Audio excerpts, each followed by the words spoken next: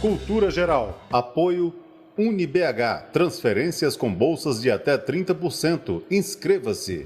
Caixa de Assistência OAB Nova Lima. Caminho seguro para os advogados de Minas Gerais. Instituto dos Advogados de Minas Gerais. Mais de 100 anos produzindo conhecimento, igualdade, fraternidade e liberdade.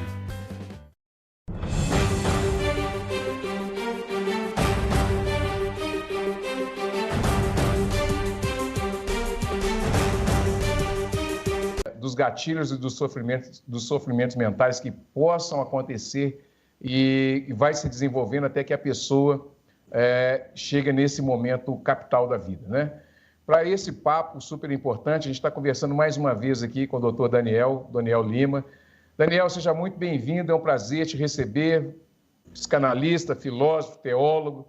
É sempre um prazer, né, tratar desse assunto, tratar desses gatilhos de sofrimento humano, né, com pessoas como você, que é um estudioso da mente humana, do comportamento humano também.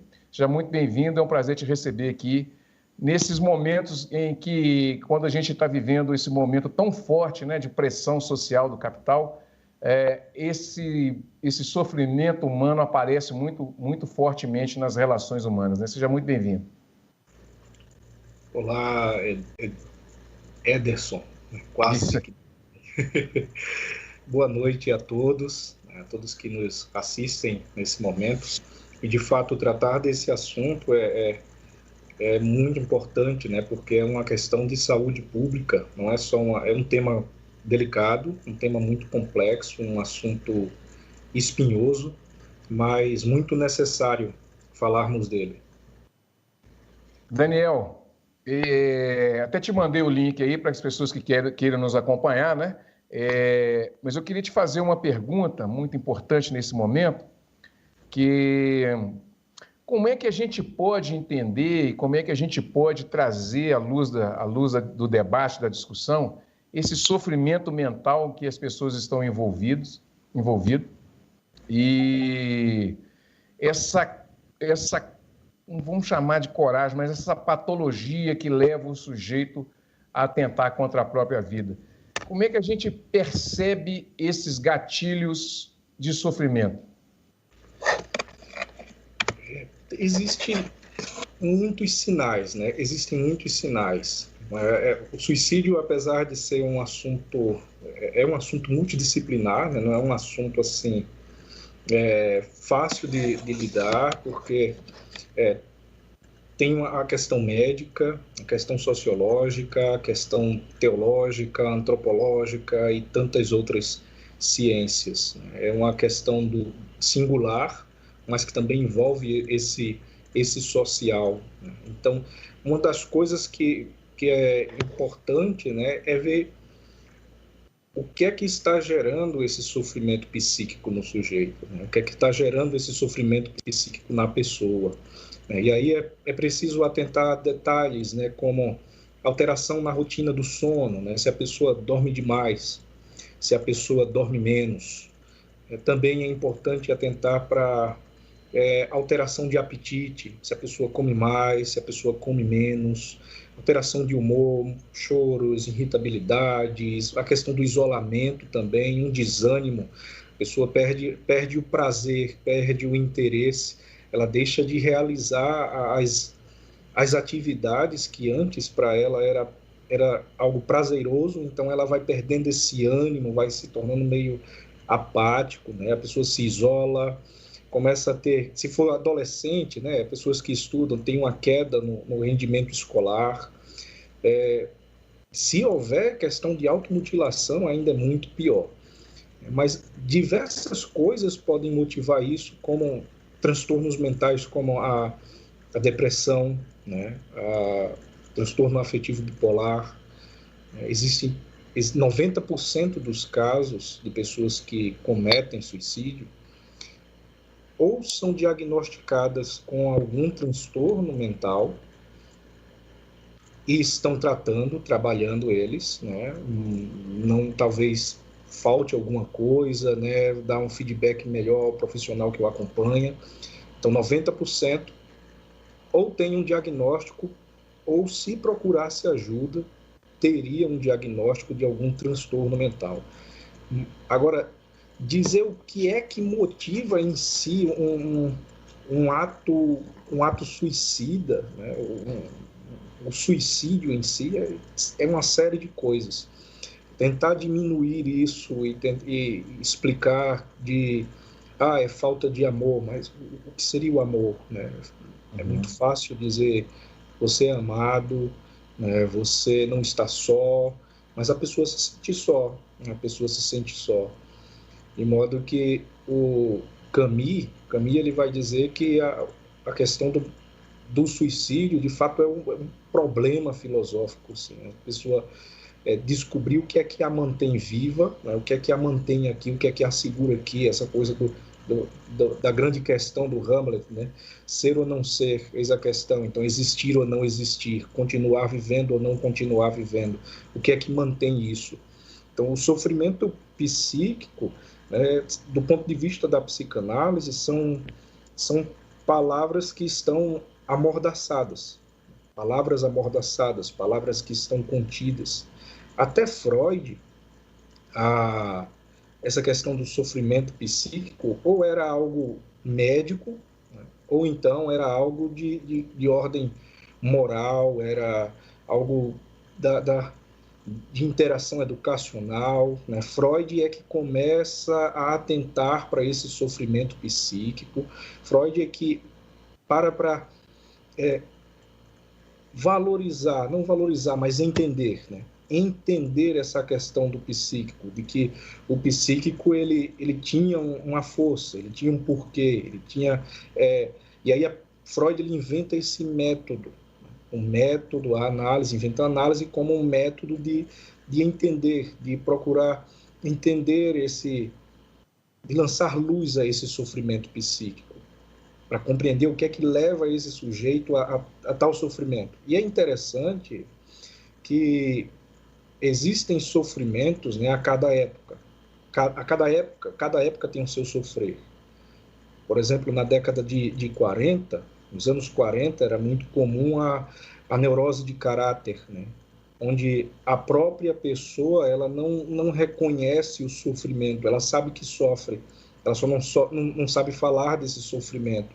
Já na década de 50, 60, é mais a neurose narcísica, né? O sentimento de inadequação, um sentimento de vazio, um sentimento de falta de sentimento, por sinal, né? Não é só um sentimento de vazio, mas também um sentimento de falta de sentimento na vida, de falta de prazer na vida, como se a pessoa ficasse numa espécie de exílio em relação ao mundo, né? É aquela coisa do não me sinto pertencendo a isso, não me sinto pertencido a isso, não estou nisso, tá?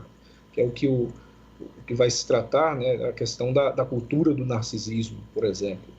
Já na década de 80, né, começa a questão, já um debate em torno de casos limítrofes, os casos de borderline, de pacientes em estados limites, onde se dificulta uma espécie onde as pessoas têm uma dificuldade de aceitar laços, de criar vínculos, de criar laço com o outro, né? Onde toda espécie de laço se torna um problema.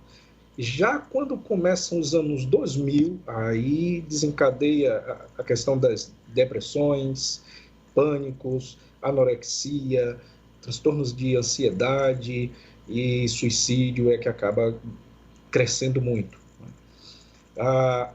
Então você vê que existem sofrimentos psíquicos, você pegar e isolar um caso e dizer que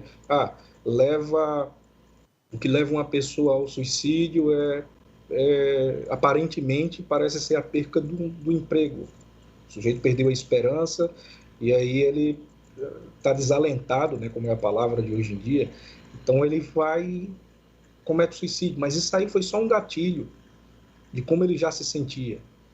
Então, é algo muito mais profundo, algo muito mais singular, né, e subjetivo. tem esses fatores sociais que a gente pode atentar, né? Mas tentar isolar um caso para dizer isso aqui é o que gera o suicídio seria muito simplório, muito simplista.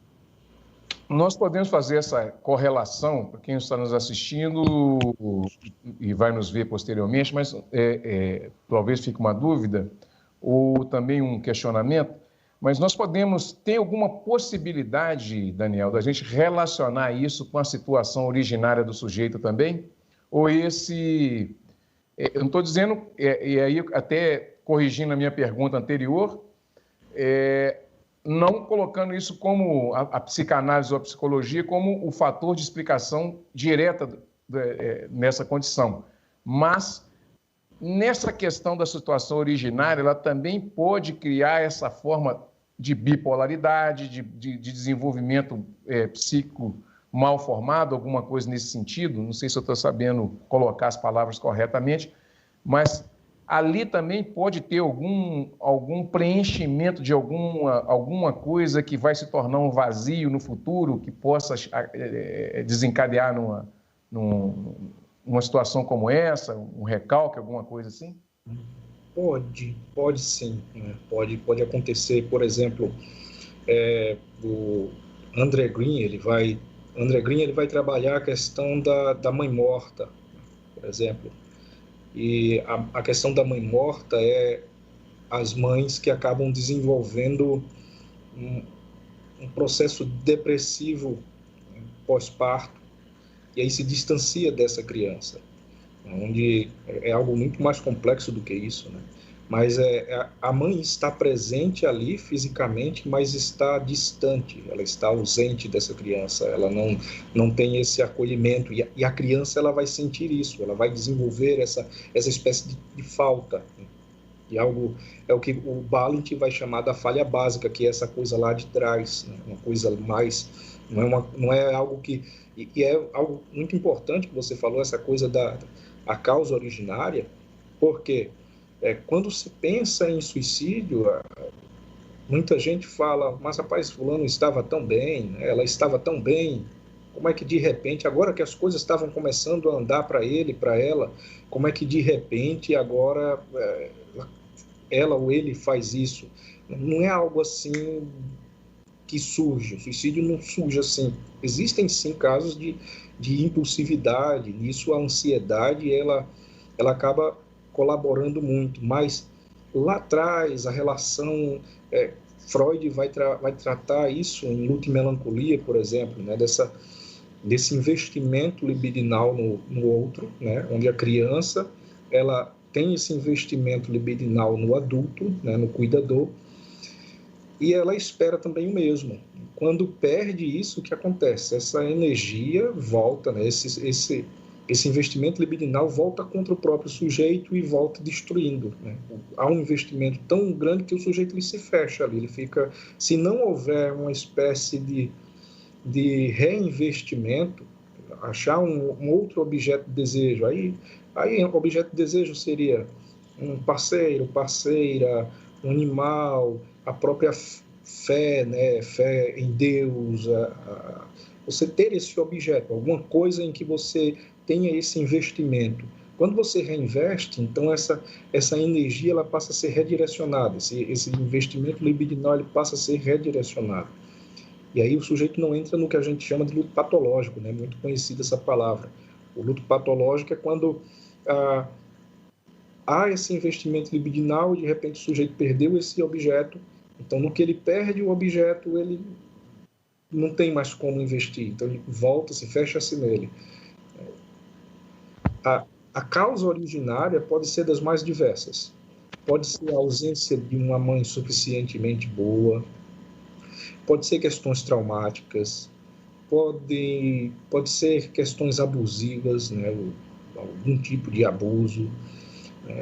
Então, sem falar também daquilo que a criança aquilo que Freud vai chamar de uma certa tendência à compulsão à repetição. Freud vai advertir as escolas, por exemplo, né? Um texto que tem umas 2 folhas, Freud vai advertir que as escolas precisam ser um ambiente educacional de vida, que seja um ambiente de vida, e não um ambiente que direcione o estudante para a morte. Porque se é uma escola, né, tem uma espécie de cultura de bullying, por exemplo, né, e isso a escola não procura resolver, não procura combater essas questões, o bullying de tanto ser repetido, né, o sujeito ele vai começando a desacreditar em si, ele vai começando a repetir essas dores. Mas vale salientar uma coisa interessante que eu me lembrei agora.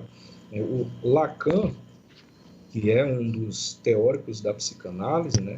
Lacan ele vai dizer que o sofrimento psíquico não é não é uma doença mental. Né? Lacan ele diz que na verdade o que existe é um sintoma e um sofrimento. Né?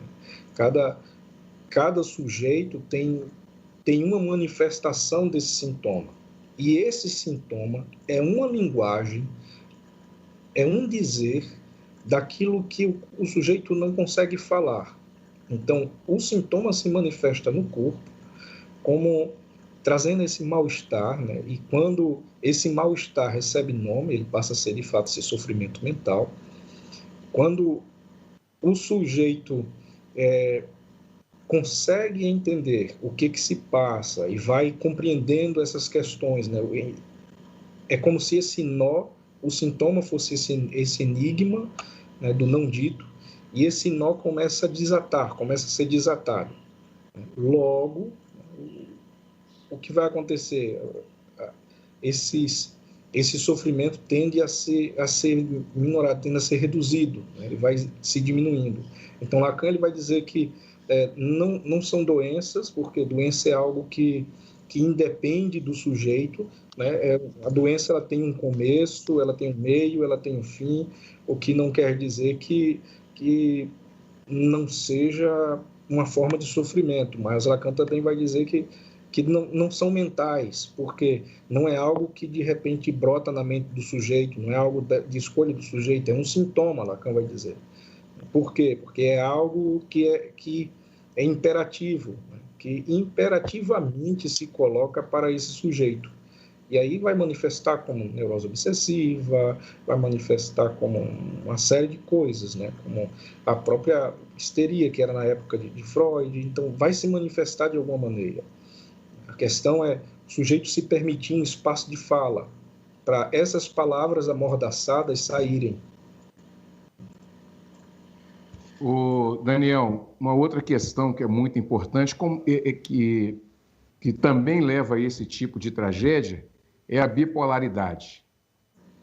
O que é a bipolaridade? Como é que nós podemos entender a bipolaridade e quais os cuidados que a pessoa precisa identificar para ela procurar um tratamento, quando ela está se sentindo, quando ela identifica isso? A pessoa vai assistir a gente, eu já vi uma palestra, ouvi uma chamada em algum lugar e tal, olha, eu tenho esse tipo de sentimento, eu tenho isso também. Como é que a gente pode entender a bipolaridade? Se você puder explicar um pouco da bipolaridade, como é que ela surge, ou de como que ela se estabelece no indivíduo, e se isso também pode levar a pessoa em um cometimento desse ato de suicídio. A bipolaridade é uma coisa mais da área da psiquiatria, né, do diagnóstico psiquiátrico. A psicanálise não trabalha muito a psicanálise não trabalha com diagnóstico, mas a bipolaridade tem uma coisa que acaba se tornando uma palavra muito cotidiana, né? Então, se a pessoa muda um pouco de humor, aí diz, fulano é meio bipolar, né? Fulano é meio bipolar porque uma hora ele está assim, outra hora ele está de outro jeito. E a bipolaridade é esse sujeito que ele fica oscilando entre um polo maníaco, né, essa coisa meio descontrolada, impulsiva, compulsiva, polo mania, e um polo depressivo. E o perigo da bipolaridade que acaba levando ao suicídio é tanto um polo como o outro. Tanto um polo como o outro. Pessoas que, digamos, tenha qualquer que seja o transtorno mental, qualquer que seja o diagnóstico, é importante ressaltar que precisa se fazer um acompanhamento com um psiquiatra, Só um psiquiatra é que pode dar um diagnóstico, só o psiquiatra é que vai tratar medicamentosamente um sujeito que vem trazendo uma ideação suicida. Porque o suicida, né, em potencial, ele não quer se matar, né? Isso eu acho que é o que mais se fala, né? Ele não quer se matar, ele quer matar um sofrimento, ele quer matar a dor, ele quer arrancar essa angústia, ele quer tirar de si tudo isso que causa esse sofrimento, né? Então, qualquer que seja o polo da bipolaridade, quer seja essa espécie de, entre aspas, euforia, né, a mania, esse polo maníaco onde o sujeito vai, bebe demais, uma combinação que não é nada boa, né? O que o Cassorla vai falar, que existem os suicídios conscientes e os inconscientes. O consciente é quando o sujeito ele vai na direção, ele tem a ideação, ele planeja e ele faz a passagem para o ato. O inconsciente é quando o sujeito ele vai, bebe demais e vai dirigir. Isso são atitudes inconscientes, é como se ele estivesse querendo matar alguma coisa nele. E outra coisa é que o sujeito ele tem uma série de fantasias, né? Essa questão do suicídio, uma série de fantasias. Mas aí, voltando para essa questão da bipolaridade. A bipolaridade ela precisa fazer esse acompanhamento medicamentoso e psicoterapêutico, né? É muito importante que faça isso. O polo depressivo é aquela coisa do isolamento, perde-se a vontade de fazer coisas simples, perde-se o prazer de fazer as coisas que antes tinha prazer em fazer. O polo mania já é essa coisa maníaca de consumir muito, comprar muito, consumir tudo em excesso, né? A pessoa muito eufórica. Mas tem gente que pensa que só um depressivo comete suicídio. Nem todo depressivo é um suicida em potencial. Nem todo depressivo. Não quer dizer que também o sujeito é bipolar, recebeu um diagnóstico de bipolaridade, então agora ele é um suicida em potencial. Não quer dizer. Existe uma série de outras coisas também. Uma série de outros fatores. Então, o sujeito suicida, ele tem uma série de fantasias, como eu estava dizendo. Essa maneira de lidar com a morte. Às vezes é algo assim que pode ter um caráter mais agressivo, né? Um caráter agressivo de vingança contra inimigos reais ou fantasiados, né? A pessoa quer, como não pode assassinar aquela pessoa, então assassina aquela pessoa nela, para que ela se sinta culpada, para que ela leve essa culpa. Isso pode aparecer também quando, por exemplo, um casal de namorados, eles encerram um relacionamento, e aí aquele que foi deixado, ele opta pela morte como maneira de atacar, como tentativa de ferir o outro que abandonou, como uma tentativa de criar a culpa. E aí vai afundando nesse delírio de que ficará vivo, né, naquela pessoa. Ou também pode ser uma outra fantasia, né, de que por meio da morte haja um encontro com uma vida sem sofrimento. Eu vou morrer e vai ficar tudo bem. Vai ser uma vida maravilhosa, um descanso, e eu vou ficar vendo. Mas também tem aqueles que têm uma fantasia referente a um sentimento de culpa, né? onde a pessoa ela vê a morte como uma espécie de punição, né? Ela também acha que está sendo um peso para a vida de outras pessoas, então ela quer trazer um certo alívio. O fato é que o nosso inconsciente, né, o inconsciente, ele não sabe o que é a morte. O inconsciente não sabe o que é a morte. O inconsciente ele quer continuar vivo. Para ele continua vivo. Separei até aqui um trecho de Freud, que diz, Freud no 1915, ele diz: é impossível imaginar nossa própria morte. E sempre que tentamos fazê-lo, podemos perceber que ainda estamos presentes como espectadores. Por isso, a escola psicanalítica pôde aventurar-se a afirmar que, no fundo, ninguém crê na própria morte, ou dizendo a mesma coisa em outra maneira, que no inconsciente cada um de nós está convencido de sua própria imortalidade. Então, qualquer que seja o transtorno psíquico, o sujeito percebeu, né? A pessoa percebeu que existe uma alteração de humor, alteração na rotina do sono, alteração no apetite, está sentindo uma queda de rendimento, quer seja no trabalho, onde for, está sentindo essa queda de rendimento, procurar uma ajuda psiquiátrica. Se você está numa ideação de suicídio, procura um psiquiatra, vai procurar também fazer um tratamento psicoterapêutico para poder entender a causa disso. Eu vou respondendo o pessoal aqui, então. O pessoal vai. A bateria está até acabando de novo. Interessante que fazer o programa de casa tem uma trilha sonora, não sei se você está ouvindo aí, mas o pessoal está fazendo uma obra ali, está lixadeira comendo para todo lado. Crise existencial, Daniel. Como é que a gente trabalha a crise existencial? A pessoa começa a pensar, pô, de onde nós viemos, para onde nós vamos, o que é isso, quem que sou eu nessa terra, o que eu estou fazendo aqui, por que eu estou aqui? E isso não tem idade, né? Isso pode aparecer na adolescência, na juventude, na idade adulta, na velhice, né? Eu acho que todas essas discussões, esses elementos da conversa estão entrelaçados. Eu acho que a gente dissecar isso é muito importante, né? Como é que a gente pode trabalhar a crise existencial?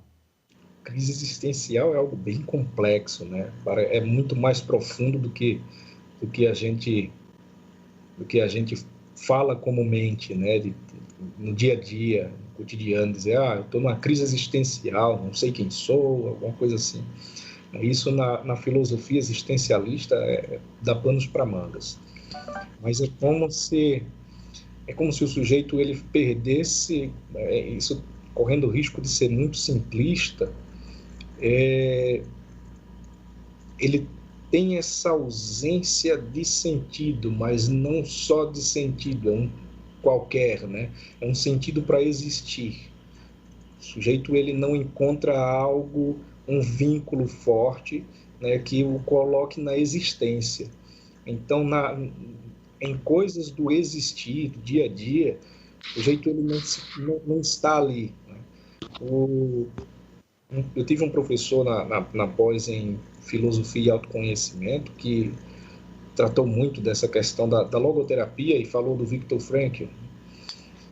O Viktor Frankl ele diz que essa ausência de sentido, essa crise existencial, né, ou vazio, porque esse vazio existencial, quando a pessoa, o Viktor Frankl vai dizer que é quando a pessoa perde esse sentido, algo que dá uma direção, algo que dá essa motivação para existir.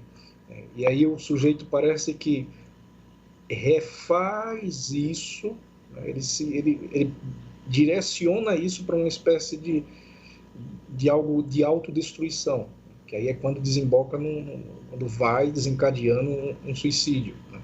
Vai para um suicídio. Mas o vazio existencial, a crise existencial, né? A crise é quando o sujeito não sabe o que é o ser, o que se é, né? O que se é de fato. Ser ou não ser, né? Eu existo ou eu não existo. O que é que me mantém vivo aqui? Isso seria uma crise existencial, né? Eu existo, eu continuo existindo ou não? Por isso que o Camus vai dizer que é um problema filosófico. E o Merleau-Ponty, numa frase dele aqui, deixa eu ver se eu acho aqui ela. Merleau-Ponty, ele diz uma coisa interessante, no ano de 1976, ele diz, o motivo alegado não pesa em minha decisão, ao contrário, é minha decisão que lhe dá força. O fato do sujeito não saber o que o mantém vivo, o que é que dá sentido para ele manter-se aqui, né? continuar existindo, né, ou deixar de existir, isso passa a ter força na decisão. É a motivação que ele pode encontrar para um ato de suicídio, por exemplo. Por isso que o Camus ele vai dizer que é, de fato, o único problema filosófico, né? Há apenas um problema filosófico realmente sério, o suicídio. Porque aí é onde entra essa questão da crise existencial. Eu sou ou não sou, né? Eu existo ou não existo. O que é que eu sou, de fato? Não é somente quem sou eu, não é somente uma crise de identidade. E quem sou eu? É existir ou não existir? Eis a questão. Diálogo muito proveitoso. Agora eu queria entrar nessa modernidade que a gente está vivendo. O pessoal lá da televisão, eles já estão cansados. Toda vez que eu mando um programa para ele, para a turma lá, eles falam comigo assim, ó, eu já conheço de Bauman, já conheço de volatilidade das relações, agora tem um autor novo aí, né, que é Sociedade do Cansaço, né? Então eles ficam me monitorando e anotando lá e tal. Quando eles mandam uma mensagem para mim, eles mandam nesse sentido. Falando isso aí para a gente quebrar um pouquinho desse gelo também, que a conversa fica muito triste e fica tensa também, né? Mas, ô Daniel, como é que a gente traz essa sociedade que nós já discutimos a outra vez, do cansaço para essa nova realidade, esse vazio cultural que a gente está vivendo? Nós conversamos sobre isso naquela outra oportunidade, que é os aspectos culturais que dão referências para a gente, né? E a gente hoje tem uma sobreposição de cultura, a gente tem hoje uma não identificação com o vínculo com o outro, né? A questão da empatia, que está sendo muito dita hoje também, essa individualização, né, do humano, traz esses gatilhos também de sofrimento que pode trazer, de fato,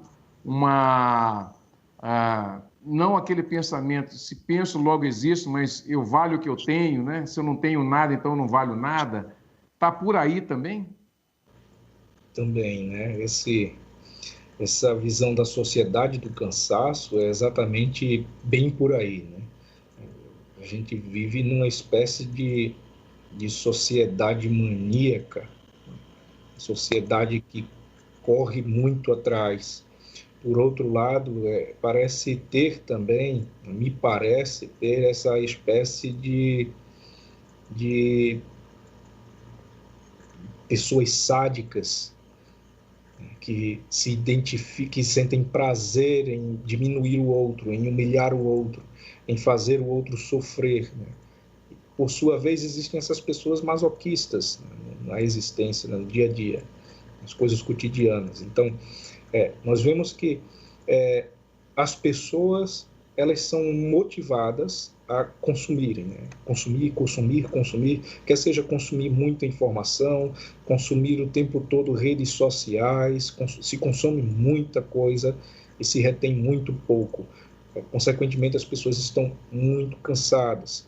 E aí o que nesse livro da Sociedade do Cansaço vai falar também é essa questão dos estados limites e da depressão. A depressão, vale salientar um detalhe muito importante. O cérebro do depressivo, ele funciona diferente. E isso, existem diversos estudos científicos na neurociência, na própria psiquiatria, na neurologia. Então, existem dados científicos que mostram que o cérebro do depressivo funciona diferente. E aí precisa, sim, de ter essa intervenção medicamentosa para poder manter esses neurotransmissores funcionando de modo adequado. Então, se nós estamos, além de toda essa problemática, inseridos numa sociedade que exige muito de nós, que quer muito, o sujeito acaba tendo essa espécie de sofrimento psíquico ou o sofrimento mental dessa insuficiência. Nunca sou suficiente, não é o bastante. Ou então, como você falou, né, a pessoa vale o que tem, né, e aí cada vez mais o sujeito ele vai se diminuindo diante de um outro, como se esse outro fosse uma espécie de sádico, né, que ele tortura, ele maltrata, ele leva o sujeito a sofrer. Por outro lado, parece também existir uma espécie de neomasoquismo, né, essa coisa de sujeito ele tem essa o que Lacan ele dizia de que a verdade do sofrimento, a verdade e o sofrimento do neurótico é ter a verdade da causa. Na verdade, o sofrimento do neurótico é ter a verdade como causa. Então, esse neomasoquismo é que o sujeito ele vai vendo, ele vê no sofrimento uma espécie de grão de verdade. Então, nesse sofrimento, se eu estou passando por isso, se fulano falou essa coisa, se ele disse isso, que eu nunca vou chegar lá, que eu estou estudando pouco, eu preciso estudar muito mais. Cara, precisa, mas se você está vendo que tudo isso está se agigantando em você, como que lhe empurrasse para baixo, precisa entender que o sofrimento psíquico, ainda que não tenha um resultado, um exame de neuroimagem que possa mostrar, olha, isso aqui é a ansiedade, isso aqui, ainda que não haja isso, o sofrimento psíquico ele é real. O sofrimento psíquico é real e faz parte da história humana, sempre fez parte da história humana. A questão é como nós lidamos com esse sofrimento, a questão é como nós vamos lidar com os sofrimentos da existência, aquilo que o Jean-Paul Sartre ele vai dizer de que viver é isso, é equilibrar-se. O Schopenhauer vai dizer que a vida é como se fosse um pêndulo. Então eu estou ora em cima, ora eu estou nessa passagem. Mas só que nós queremos viver uma espécie de linha reta, uma felicidade constante. Não se tem como se ter felicidade constante. E a pessoa, nessa sociedade, né, do cansaço, ela se sente excluída porque ela não é normal. Né? Eu escuto muito isso. Né? Eu não sou normal, né? Eu sinto que eu não sou normal. Os normais, eles são uma espécie de... O Christian Dunker vai chamar dos normalopatas, né? Que é eles têm uma excessiva adaptação. Eles se adaptam com muita facilidade. Então, o normal, esse normalopata é alguém que ele está sempre se adaptando, ele vai mudando, ele muda, mas ele sofre pouco, né? Todo sofrimento, ele depende do seu modo de expressão, dessa forma como a gente fala que a gente sofre, e isso muda. O normal é essa pessoa que ele não quer falar do sofrimento, ele apenas quer mudar. Ele se adapta como se fosse uma espécie de camaleão. Então, o sofrimento ele é real. É importante entender que todo sofrimento ele tem a sua origem. Todo sofrimento tem uma origem, a origem da dor, né? A origem de cada dor.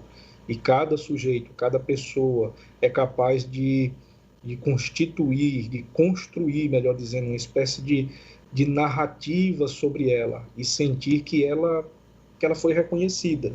E uma vez reconhecida, aí sim, a palavra que está na moda, né? Ressignificar.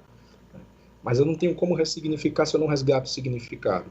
Então, essa é a sociedade que cansa, a sociedade do cansaço é uma sociedade que leva o indivíduo à exaustão, porque exige muito do sujeito nas telas, quer muito do sujeito, exige muito a questão narcísica também, da valorização do corpo, da estética e não da ética. É uma sociedade que a tendência é agravar quadros de depressão, isso você vê nas pesquisas, nos dados da OMS, de depressão, ansiedade, pânico e suicídio, os índices só aumentam. E aí me vem à mente aquele trecho da Cecília Meirelles, que diz, onde é que dói a minha vida? Onde é que dói a minha vida? Para que eu sinta tanto mal? Onde é que dói a minha vida para que eu me sinta assim tão mal? Quem é que trouxe? Quem é que me deixou esse esse sofrimento tão mortal, me deixou essa ferida, um sofrimento tão mortal, me parece que é esse o trecho, assim. E se a gente não se posicionar, de falar daquilo que dói, daquilo que traz sofrimento, se a gente não falar, não colocar para fora, essas palavras vão ficando acumuladas em nós e vai se manifestar no corpo como algum tipo de adoecimento, que é a dor do ser. Daniel, para a gente encerrar, qual é a mensagem ou qual é a mensagem, conselho, ou a gente poderia chamar de um alento, né, ou uma dica para que as pessoas que estão vivendo esse momento, um momento de luto, um momento de luto muito forte, né, nesse processo que a gente está vivendo de modernização e de digitalização de tudo, dessa competitividade que foi colocada para o sujeito, dessa sociedade de competitividade, também de não frustração, né? Então, o sujeito não pode frustrar, é proibido ser frustrado, como era proibido, homem não chora, né? Homem não chora, então hoje é proibido, eu não erro, eu não frustro, eu não posso ficar triste, eu tenho que ficar alegre o tempo todo. E é óbvio que, no fundo, quando a pessoa está sozinha, ela tem que lidar até com isso também, né? Ou lidar muito com isso também, né? Que é essa coisa do eu, de ser falível, né? Eu não sou um homem infalível, né? Que mensagem que você pode deixar para essas pessoas, você como filósofo, psicanalista, doutor na mente humana, né? Também nos conceitos teológicos também, que a teologia também não é só religião, né? Sim. Ela é uma filosofia de entendimentos de tudo isso que rola, né, na nossa sociedade. Qual mensagem? A primeira coisa seria levar em conta que as palavras também podem curar. Às vezes a gente só pensa que tudo se resolve com medicamentos. Palavras também podem curar, né? Você ter um espaço de acolhimento, um espaço onde você possa colocar para fora essas dores, né, com um auxílio profissional, é capaz de compreender, né? É capaz de lidar melhor, né? Dar a importância devida a esses fatores envolvidos do sofrimento. Então, muitas pessoas que pensam em se matar, muitas pessoas que passam por sofrimentos psíquicos, muitas vezes estão descrentes, elas não conseguem mais ver nenhuma saída, não conseguem ver mais nenhuma solução, não tem mais esperança. Isso pesa muito quando se perde a esperança. O sujeito desesperançado, ele está deslocado, né? Não acha sentido aqui.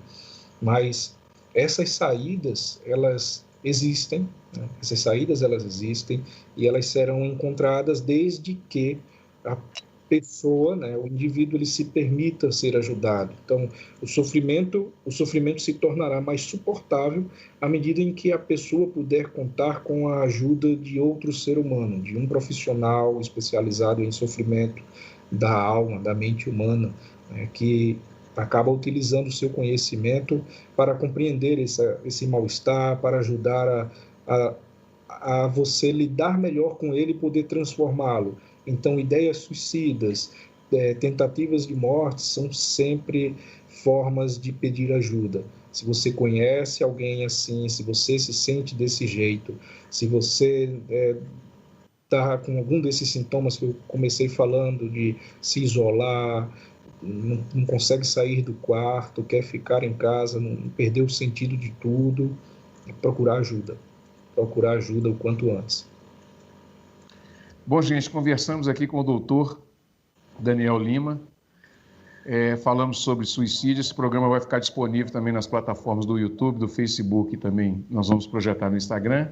Ficamos por aqui, doutor. Muito obrigado pela sua participação mais uma vez, é sempre um prazer. E agora, com essa amizade que nós criamos, é uma amizade agora eterna, né? Que a gente vai produzir muita coisa junto. Muito obrigado, viu, Daniel? Eu que agradeço, mais uma vez. Eu que agradeço. Gente, chegamos ao final do programa Cultura Geral. Foi um prazer entrevistar o doutor Daniel mais uma vez aqui. Segunda-feira estaremos de volta com um programa super bacana com o Erlange, um grande intelectual e escritor também. Um grande abraço e até segunda-feira, se Deus quiser, com mais um Cultura Geral.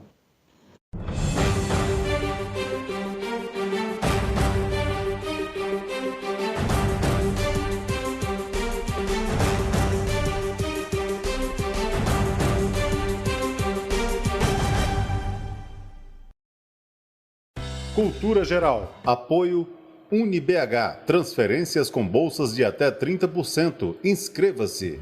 Caixa de Assistência OAB Nova Lima. Caminho seguro para os advogados de Minas Gerais. Instituto dos Advogados de Minas Gerais. Mais de 100 anos produzindo conhecimento, igualdade, fraternidade e liberdade.